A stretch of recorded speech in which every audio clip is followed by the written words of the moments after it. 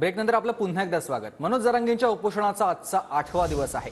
सगळे सोयऱ्यांच्या अधिसूचनेच्या अंमलबजावणीवर जरांगे अद्याप ठाम आहेत। मुख्यमंत्री शिंदे दिलेला शब्द पाळतील, 20 तारखेपर्यंत विश्वास ठेवू असं जरांगे यावेळेला म्हणाले। तर आताची मराठ्यांची नाराजी सरकारला परवडणार नाही असं देखील जरांगे पाटील म्हणाले। महेंद्र बुदळकर माझे सहकारी आपल्यासोबत जोडले गेलेत। महेंद्र, मनोज जरांगेंच्या उपोषणाचा आजचा 8वा दिवस।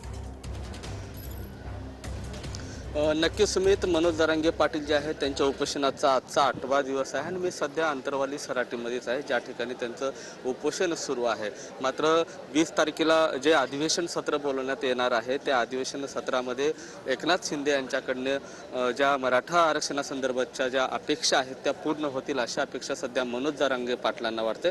आणि आपण पाहू शकतो की या परिसरामध्ये सकाळपासूनच असे मोठ्या पद्धतीनं समर्थक आहेत, त्यांच्या महिला देखील या ठिकाणी इथं आलेले आहेत। कुठेतरी आता मनोज जरांगे पाटलांची जे प्रकृती आहे आणखीन खालावत जाऊ नये त्यासाठी दूध घ्यावं लागेल किंवा फळांचं सेवन केलं जावं लागेल असे त्यांचे जे समर्थक आहेत त्यांच्या भावना आहेत। मात्र हे उपोषण असल्यामुळे मनोज जरांगे पाटलांनं केवळ सलाईनवरतीच या पद्धतीनं उपचार त्यांनी सुरू केलेला आहे। पाण्याचा घोट देखील ते आतापर्यंत घेत नाहीत। एकंदरीत जर परिस्थिती पाहता थोड्याच वेळात आता मनोज जरांगे पाटील जे आहेत ते माध्यमांशी बोलणार आहेत आणि त्यानंतर एकनाथ शिंदे असतील आणि मागासवर्गीय आयोग आहेत या बाबतीत आता मनोज जरांगे काय बोलणार आहेत हे देखील पाहणं तितकंच महत्त्वाचं असेल। धन्यवाद तुम्ही दिलेल्या सविस्तर माहितीसाठी।